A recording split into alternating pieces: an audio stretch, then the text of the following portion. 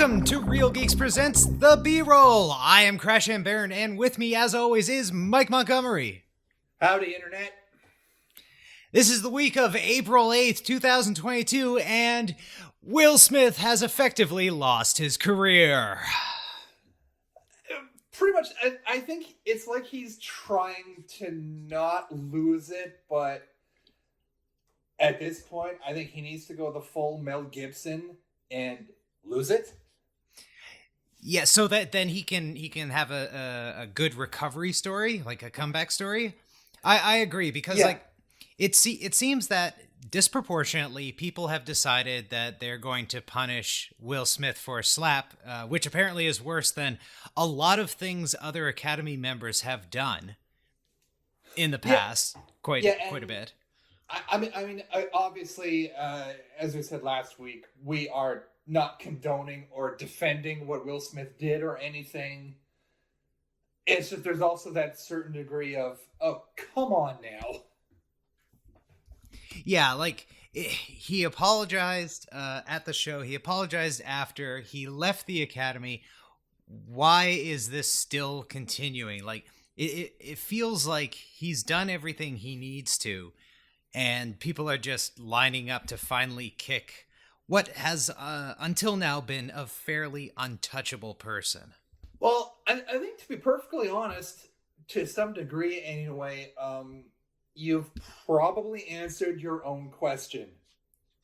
This literally is a previously virtually untouchable actor who is now extremely vulnerable, and people are just lining up to take their opportunities. Everyone loves a chance to take a swing at the big guy, no matter what, and I'm just surprised that it's lasted this long. Like, you know, I feel like people, the audience, have moved on very quickly away from it, and it's the industry now that's like, haha, you ran this place essentially for 20 years. You got to, or hell, 25 years. You got to essentially be the de facto standard for Hollywood at leading man action type. And now we're going to take you down. It's just, I really thought Hollywood was beyond that. I mean, let's be honest, like, Hollywood is straight up not beyond anything. Yeah, no, that's the sad truth, is Hollywood isn't beyond a goddamn thing. But I think you have to add to that, you know, for the Oscars, like, this is a first. This is something that's never happened before. The Oscars are normally boring as hell. Personally, I don't care about the Oscars one way or the other. Yeah, I mostly watch for the skits, and Amy Schumer is not my kind of skit. Oh, yeah. No, there are things that even Amy Schumer needs to be called out for. But with this, also, there's a simple fact that nothing close to what Will Smith did has happened at the Oscars in literally, actually about 42 years, like the exact span of my life. Yeah, it's been, like, the last time anything this interesting happened at the Oscars, was it the person streaking, or was it Marlon Brando sending a First Nations activist up to collect his Academy Award and essentially read the riot act to the entire room? Oh, Brando was specifically what I'm thinking of, because unfortunately I don't have her name in front of me because, again, my computer just hates.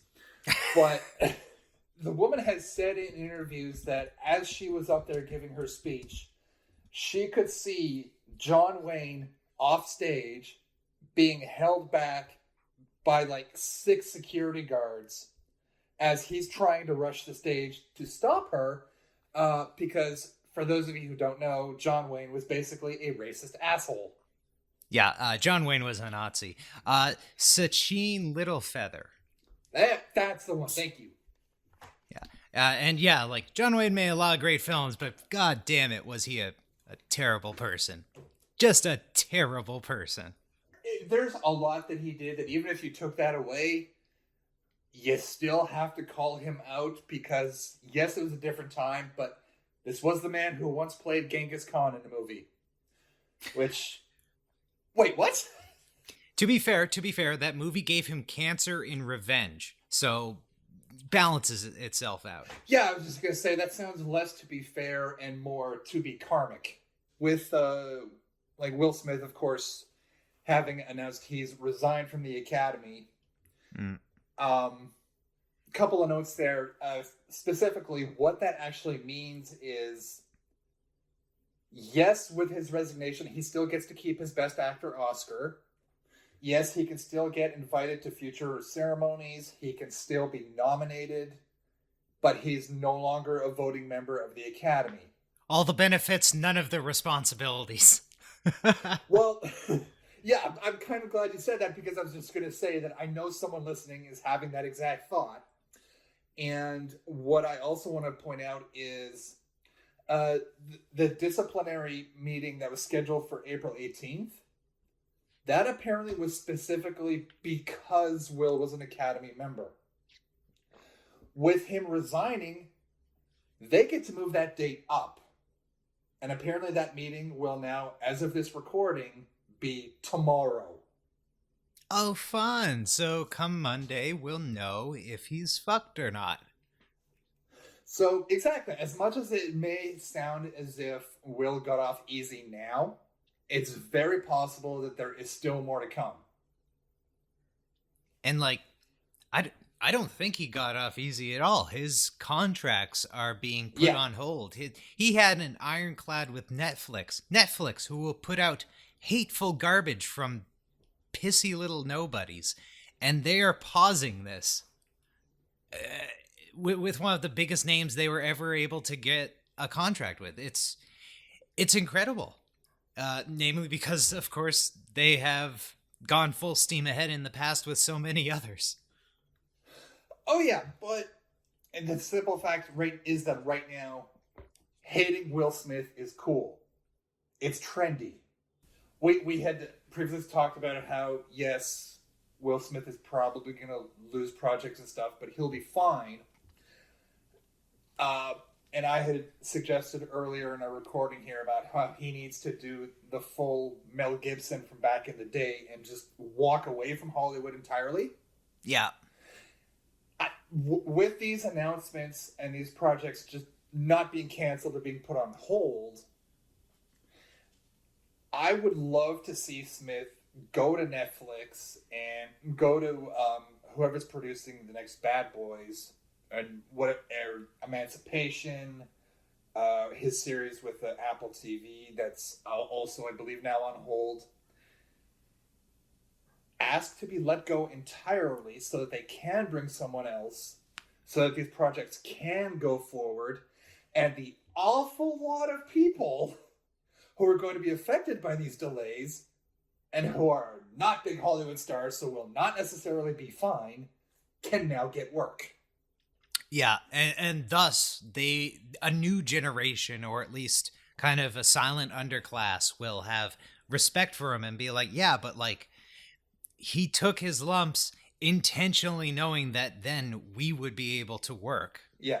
Like, that's almost like a Tom Cruise level of respect that you'll get from that, you know, like, production in the industry, just being like, yeah, but like, when shit goes to fuck, man is there.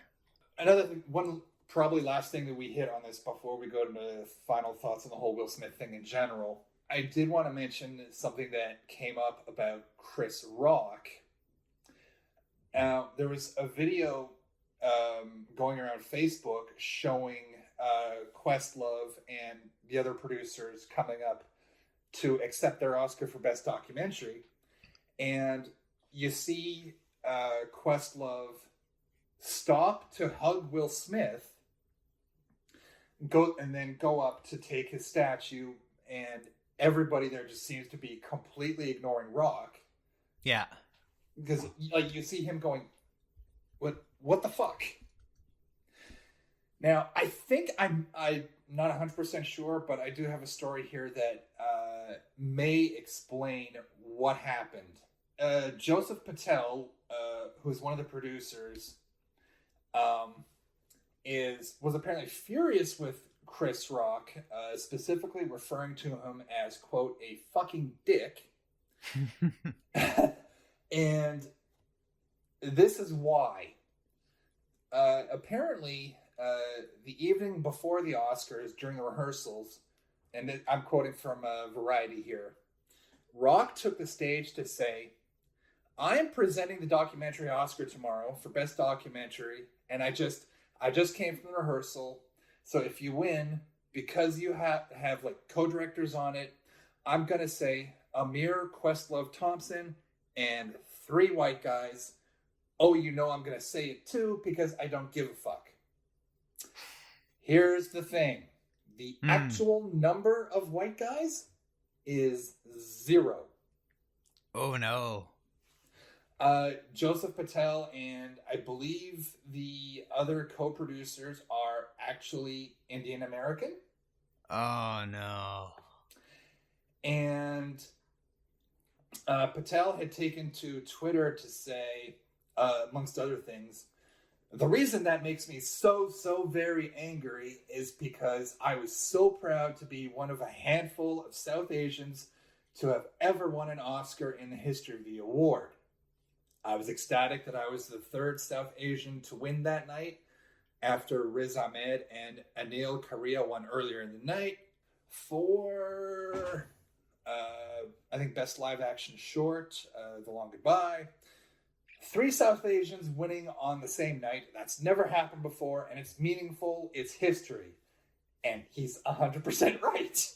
Yeah, no, he absolutely is. And, you know, it's kind of funny considering that Will Smith managed to take a bullet for Chris Rock moments before Chris Rock almost got it. That's bizarre. Like, that's bizarre. If he had not walked up and slapped him, Chris Rock may be the one in shit right now. That's incredible. Yeah, and like that's almost specifically why I wanted to mention this, because as much as Rock should, that joke did not need to be made in the first place. No. At the same time, you know, the way he handled himself after the slap, the fact that he did not press charges, people wondering why Will Smith was allowed to stay. Apparently that was because of Chris Rock. The producers apparently went to Chris Rock and said, it was like, the police are right here. Do you want to press charges?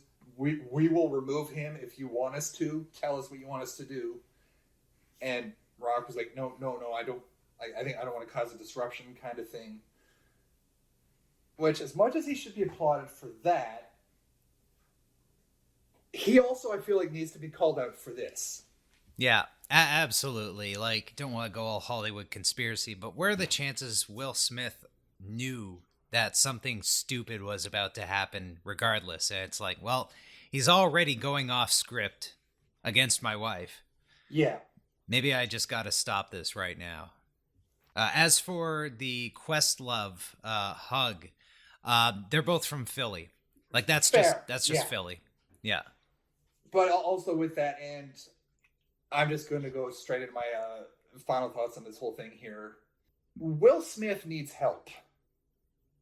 Someone needs to check on this man and get him some mental health help of some sort. Because at one point when I was rewatching that same video, I'm sitting there going, this was like essentially right after the slap happened. So from joke to Questlove getting his award, Will went from laughing at Chris Rock's material to hearing the joke and being enraged by either the joke or something that happened off camera, going up and slapping him, going back to his seat, and then getting up and happily hugging Questlove when he won. So he went really up and down in a span of maybe 5 minutes. Yeah, but from what I understand, like interviews, and I believe his psychologist or psychiatrist wrote a book, that's typical for him. It's called Mr. Fluffy persona, where 95% of the time he is jovial, friendly, loving, generous, all of that stuff. And then 5% he's very angry because something didn't go right, and it just snaps in and out. So to address the previous statement, he is getting help, I guess. At least when his therapist doesn't then go and write a tell-all novel. Yeah. Yeah. And the only other thing that I want to throw in is that in terms of tell-all, apparently Will is going to be doing an interview to explain like what happened from his perspective, which good. However, the problem on my end at least is where he's doing this. It's going to be on his wife's show, Red Table Talk. Yeah. I think that's a mistake. Yeah, it'd probably be better to either don't do it at all or let someone who doesn't have a vested interest in you do the questioning. Precisely. Yeah, unless she rips right into him, in which case, we're gonna see a lot of that clip.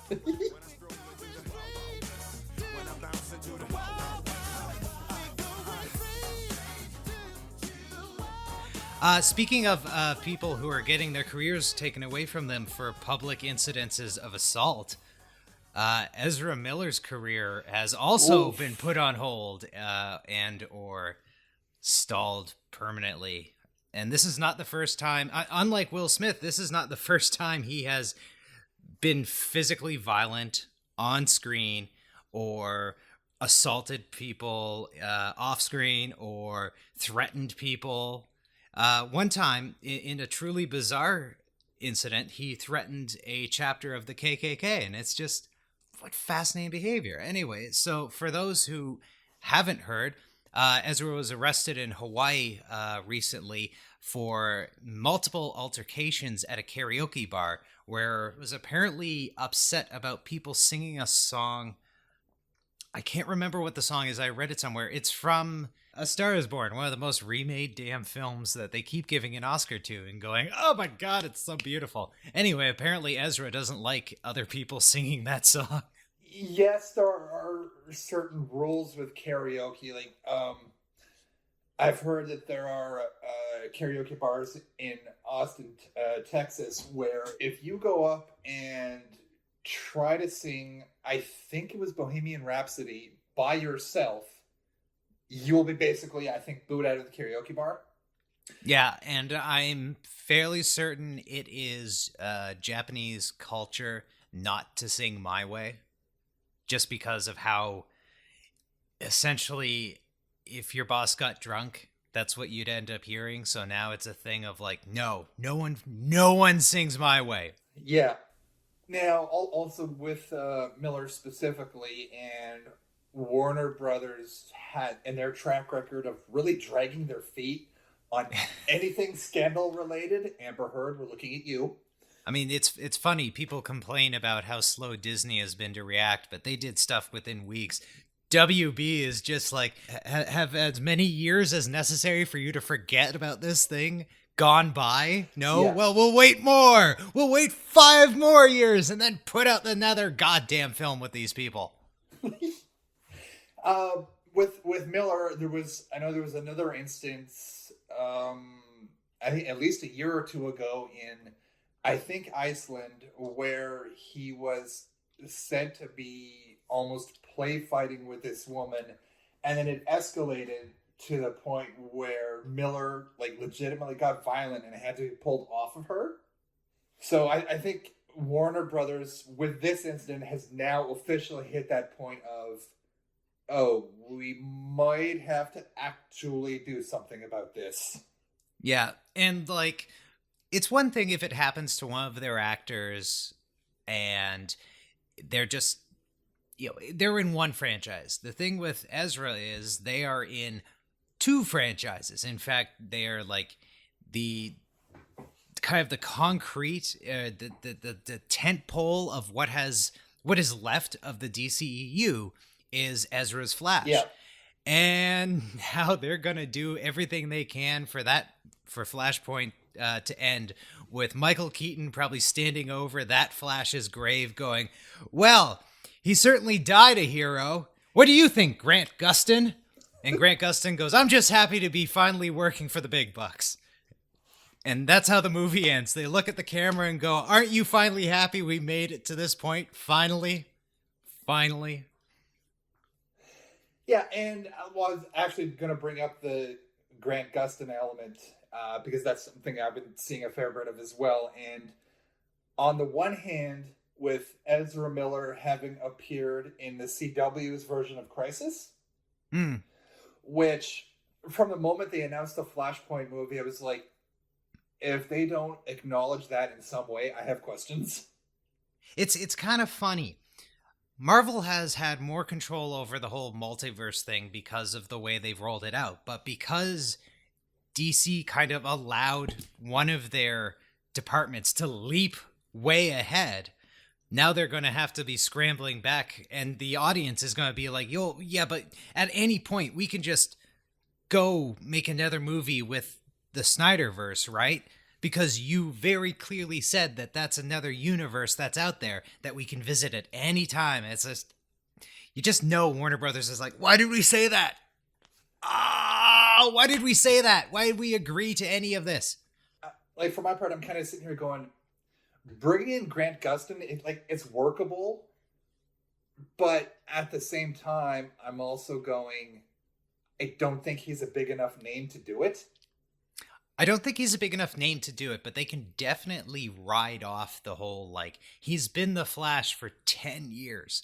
If we put him with Michael Keaton and then someone else for, like, you know, a 3-character kind of trifecta going on, we could have something that's legitimately, like, fresh feeling, despite using entirely recycled parts. You know what would be great? Grant Gustin Flash, Michael Keaton Batman, Keanu Reeves Constantine. And that's the team. You can go anywhere you want with it. That's just like your touchstone.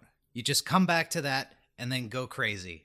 The only counterpoint I would really have, I think, is that if Warner Brothers was capable of doing something that would work like that, or to anywhere near that level, I don't think we would be in this situation in the first place. Yeah, and it's bad enough that they're doing that with DC and their DC properties. They really, it's 2 steps forward, 1 step back every time.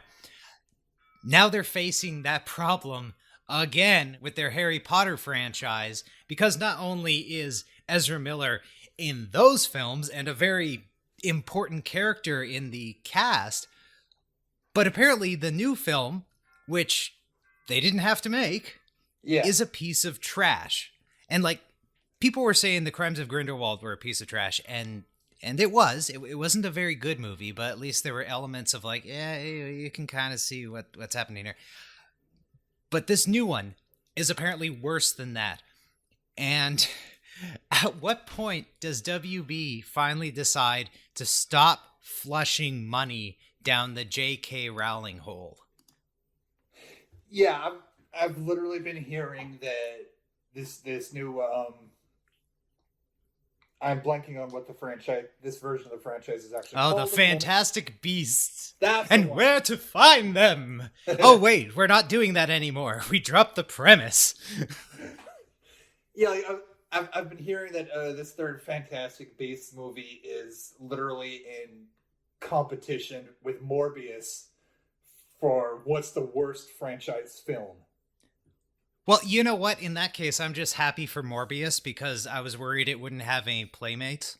I just figured that all the kids would ignore it and you know, it'd be off in the corner. That's completely fair. I mean, without any Fox X-Men films, where are we going to get our terrible, shitty comic book movies from now, if not Sony and apparently WB?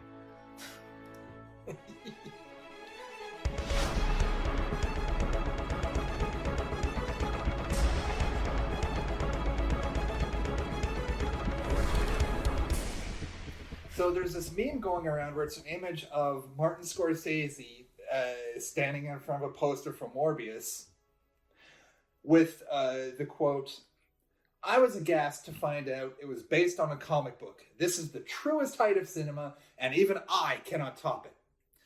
A wise man admits when he is wrong, and I was wrong. I apologize to all comic book movies. Now, of course, Martin Scorsese did not actually say this. This is a meme. It is not real. Someone forgot to tell Tyrese Gibson. Oh, no. Because he thought it was a legitimate quote and shared the meme, posting, unfortunately I don't have his exact quote, but it was basically how thrilled he was by Scorsese's response. Oh, no. How thankful he was, how glad that Scorsese enjoyed the movie. Oh, no. Oh, that's so disappointingly embarrassing. And it's one of those that I'm kind of sitting here looking at Tyrese like, dude, should we tell him? You know? Yeah, and like at that point, you have to delete it because it's embarrassing, but everyone knows, and once you delete it, everyone knows you know. You know? And at that point, I would be contacting my agent furiously, trying to get them to contact Martin Scorsese to say anything at all, so that you can be like, oh, no, I was in on the joke. What I'm referring to is this thing that he definitely did say, and his agents will agree he said. Yeah, there's got to be a way to either hope to God that this goes away very, very quickly, or somehow salvage it. I want to see them somehow salvage it, or at least try to, just so that I can know how. I think what they should do is have Scorsese show up just to film a single shot for one of these trash films at some point, and then they can say like co-directed by a Scorsese, and don't tell anyone what shot it is. Not even a scene, a shot. And you have to figure out which shot it is, and you'll have nerds dissecting it. This is the most Scorsese shot. No, you're wrong. This shot is far more Scorsese. Meanwhile, it'll be like a hand. It'll be a second unit pickup shot. Utter garbage. I love it. Oh, cinematic Where's Waldo with Martin Scorsese. Meanwhile, the secret is he's just like farmed out his name like Tom Clancy, and he's not doing shit. What the fuck are you talking about? I don't make movies anymore. I'm retired and wealthy. Oh, that'd be amazing. I had an article from slashfilm.com pop up on my Facebook like literally 30 minutes before we sat down to record. And I just grabbed it because with the Trans Day of Visibility having just passed and Pride coming up in a couple of months, it's Lucasfilm casts trans actress Talisa Garcia in a Willow series, a first for the company, which I just wanted to highlight because press on something like this, the more the merrier. And apparently her character is actually cisgendered. Interesting. Okay. So, yeah, for once they're actually reversing it, and they're going to get a trans person to play, cisgender, instead of having Eddie Redmayne play a trans person. Good call, Lucasfilm, a.k.a. Disney. A Willow show. So, I presume something along the lines of Disney Plus Willow show. So, tons of money, tons of effects. Willow, my God. There's a film I haven't seen since the early 90s and haven't thought of since about the same time. Damn. Yeah, no, we might have to put that on our list because I don't think I've seen Willow itself in a fair while either. Yeah, it's I want to say I have seen Princess Bride maybe 3 times for every time I have seen Willow. And I have not seen Princess Bride much. Yeah. Now, On the one hand, apparently this is only going to be for probably a single episode, and it's a role that, she will play what's said to be a small role as a queen and mother to Tony Revolori's character on the show, possibly for only a single episode. However, Garcia's role is believed to be a speaking one. So on the one hand, obviously it's a tiny appearance. On the other hand, she's getting scale. Yay! it's like you said, it's a reversal where that like you just don't really see that often. Yeah, it's, and I feel like it's a good thing. It is a good thing. It is overall a good thing. It being through Disney, I almost feel like it's not intentional. And they were just like, what?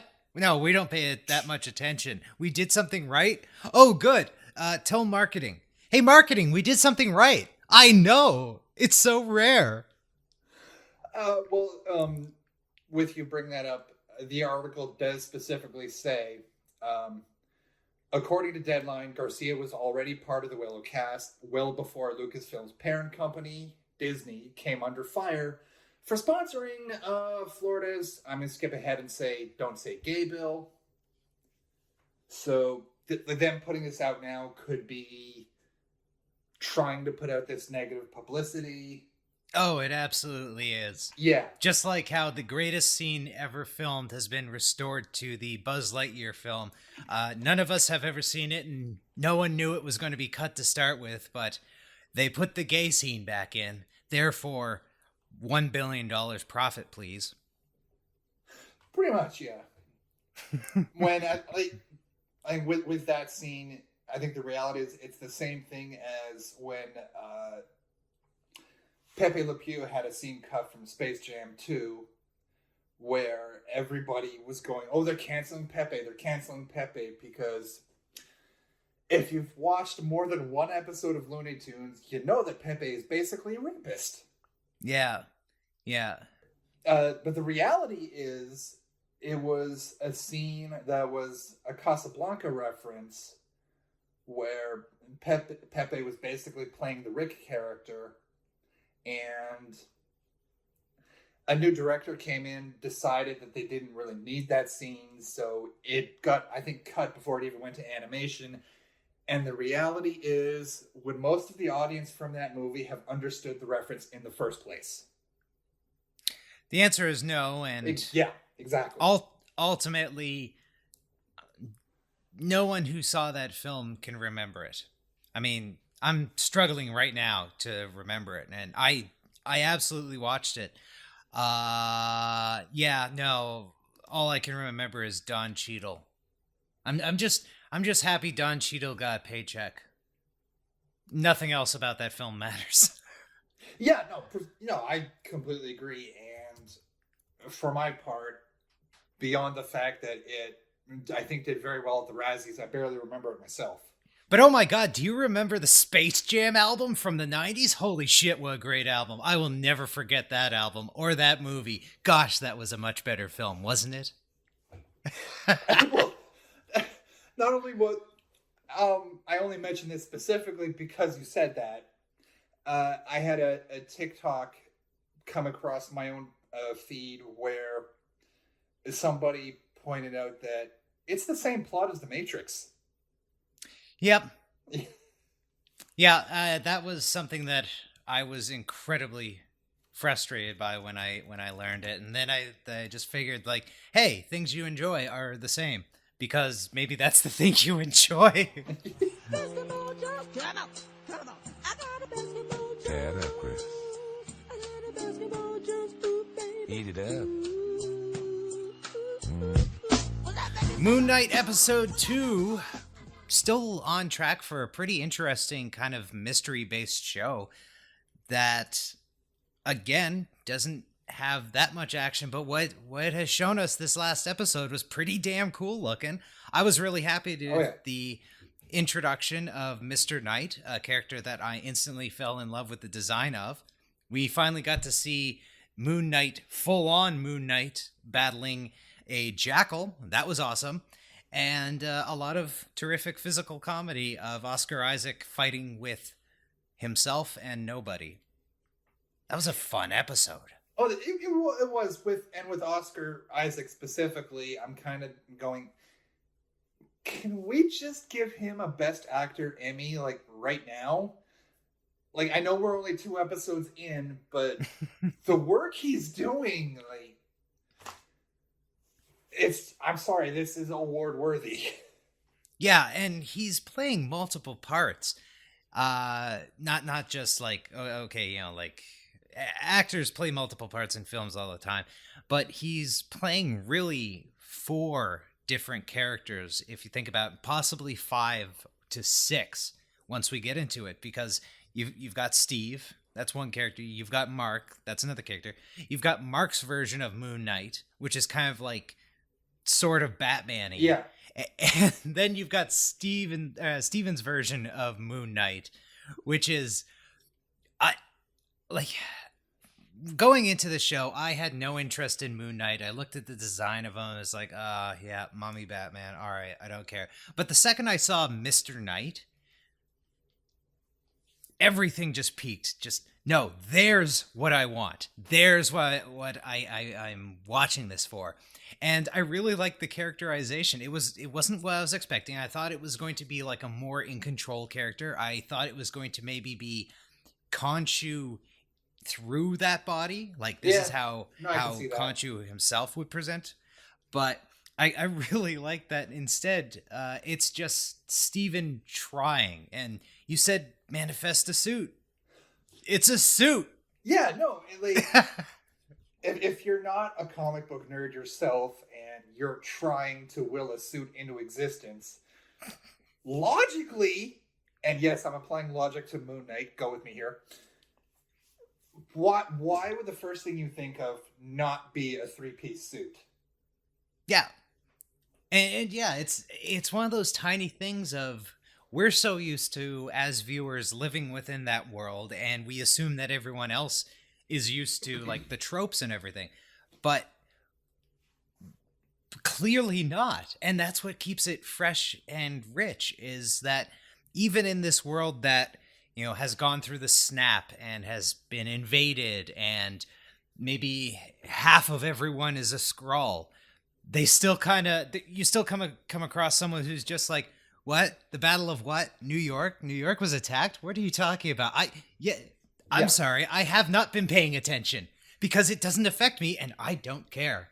And that is the joy of having a director and I believe writers who were not super familiar with what had came before in the MCU. So they're very much doing their own story and not really trying to connect to everything else, which, especially for a character like Moon Knight that a lot of people are probably not familiar with and is going to need a fair bit of building, good. Yeah, and he's coming from a direction that seems so contrary to everything else. Like, okay, we've seen gods in the MCU. We've got Thor and the Asgardians and all that, but they were really clear in the first phase of the MCU that all magic is science. There is no magic. There is no magic. There is no magic. Shut up, shut up, shut up, shut up. It's all science. So, like, we can't even call the Asgardians gods anymore. So, okay, we let's back up from that. We then get Black Panther. So we have, like, Bast, the Panther goddess, who doesn't necessarily appear in the movie, like, appears in a story, a fable that's being told in it. But we see the effect of Bast through, like, the inclusion of vibranium and the fact that vibranium does have magical, well, not necessarily magical properties, but let's say properties of some sort of nature that is somewhere between holy shit and holy fuck. The Eternals, holy shit, holy fuck of, it doesn't matter if it's so far beyond you, you can't even conceive of it. I can understand Marvel making sure that people come to it very slowly because it's Egyptian. It's kind of out there. It's not what people expected. They're probably really happy that they got themselves out there before Dr. Fate and Black Adam show up. Because suddenly DC's going to have full control over that narrative. And now, of course, they won't have control over Dick. No, But that Nightwing movie is not coming. That Nightwing movie is not coming. No. But I really love how, despite being 20 however many movies in, and however seasons of like 6 to 10 episode shows and everything, like we are like 65 or higher of the MCU, and they're still taking their time with characters. Yeah. You know, I did have one negative with this episode, which, like, it's a minor negative. I think it's more of a personal thing, which... Blasphemy! Heresy. When we find out Arthur Harrow's origin, I was a little disappointed. I kind of saw it coming, considering last time they said, like, oh yeah, clearly there are other... Like, there have been previous versions, and the way that Khonshu's just like, snap his neck, break his neck, kill him, it's like, oh, that's personal. You don't like each other. This has nothing to do with the great cosmic struggle. This is, you two are exes, and you never got over it. A former Avatar who's been corrupted, gone to the other side, yada, yada, yada. Felt a little generic, and with the performance that Ethan Hawke is giving... Which, if it wasn't for Oscar Isaac, he'd probably be the actor that I would be talking about the most. I mean, yeah, like that's not a bad thing for Ethan Hawke, that he's only the second best performance in a show that so far has 2 really killer ass performances. I mean, sorry that you're only the second greatest actor in this fantastic show. Yeah. That plot too was, like I said, a little underwhelming, but then on the other hand, we got to meet Layla. I kind of really like Layla. Yeah, I kind of like her. I kind of like how Mark has already included her in it, so she actually knows more than Steven does. And Khonshu and Mark are trying to keep a few things from her, but it's more like situational and operational security, not secret identity. I have to protect her by not telling her anything. It's just, I can't tell her about this exact thing and where location is, because that makes her a liability. She knows about the suit. She knows about the spying. She knows likely about Mark's history. And in the comics, the character she's apparently based off of, again, I haven't read any of these, but I have been doing a lot of research since, is based off a character from his origin, where he was murdered in the desert on a special ops. So, like, she's well aware of who Mark is. So I think it'll be really fascinating, considering their relationship seems to be, she doesn't understand that Mark is Steven right now, like really Steven. So what else has been hidden with this dissociative identity disorder? Like, she hasn't seen him in 6 months. That's an enormous amount of time. What specifically has been happening where she knows about Moon Knight previous to that, but not in the last 6 months? What's going on? Ooh, we're in episode 2 of a Marvel show, and I have questions. Who knew? What a concept. Right? And a quick side note, if while you were watching you see a QR code, scan the QR code, because you will get a digital comic of Werewolf by Night, issue 32, if I recall. This one was 33. Damn it! Basically, you're getting a digital copy of the comic that inspired the episode that you're watching. Yeah. Which, Marvel, nice touch.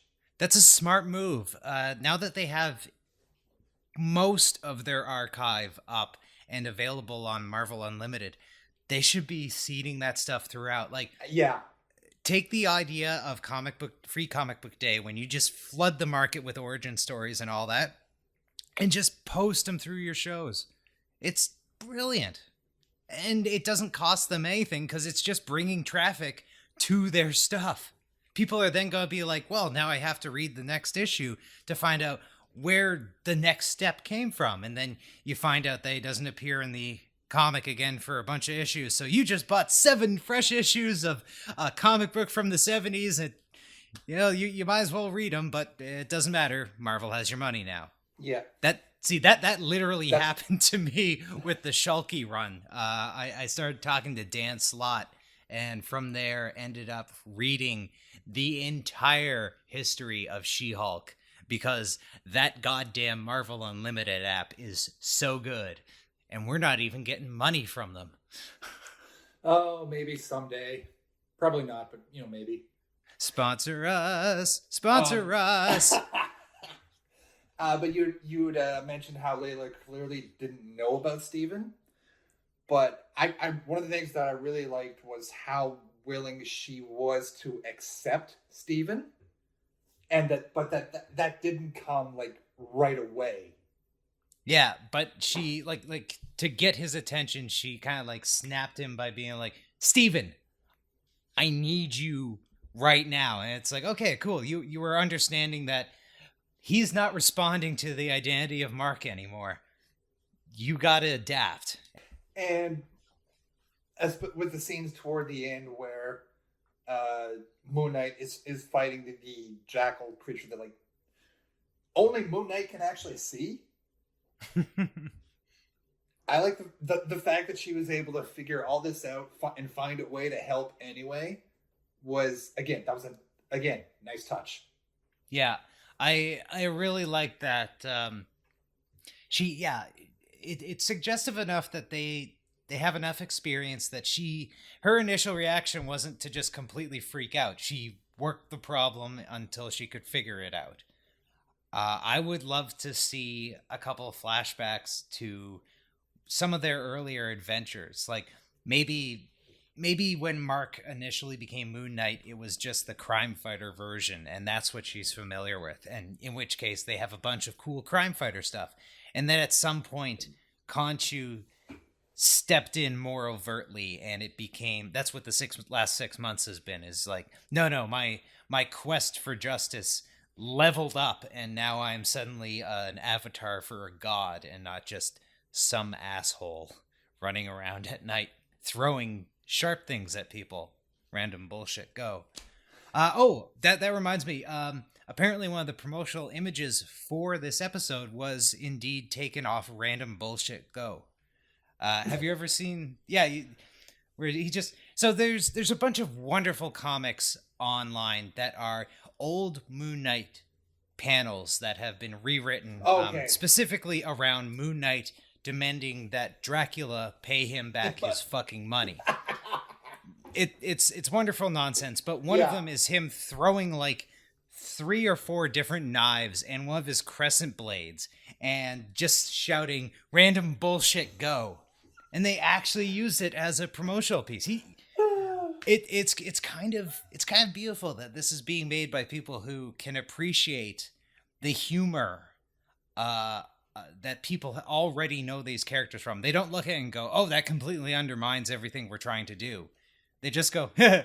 Yeah. Oh yeah, no, that's great. And also, speaking of the end, specifically when we find out essentially why Mark is Moon Knight and not necessarily trying to hold on to the role, but trying to complete his contract, so to speak. I really want the next episode to be very Mark heavy. Because I really want to get to know this guy. Yeah, and like the last bit at the end when he's in the hotel room in Cairo, I've heard a couple of different versions of what that could be. One, it could be a third identity who is like a cabbie. He's kind of like a rough and tumble kind of guy, and that was a secret introduction to them. Or it could be a flashback, and that's Mark before any of this happened. And we're going to finally get, through a Mark-heavy episode, all of that delicious origin exposition. Yum, yum, yum. Well, it could be. I mean, like having the reveal that it's basically, if Mark doesn't do this, Khonshu is just going to go to the next person in line to be the Avatar. and it's Layla, kind of a big thing there. Yeah, and also suggests that, okay, then Layla probably was again present when Mark first was chosen by Khonshu, because it's like, otherwise, why are you just choosing this random person? I am sure there is someone else far more applicable, but if you were there at the time, it's like, well, it's you right now, but she was standing to your left, so it could have been her if she wasn't standing to your left. It could go, you could go that route, or there could be a reveal of something in her character or in her history that means she was always destined to be Moon Knight at some point. It was through her that F. Murray Abraham murdered Mozart. That could work. She was his unholy hand. Yeah, yeah. Everything has to tie back to Amadeus, and if it's not tying back to Amadeus, it at least has to tie back to Last Action Hero.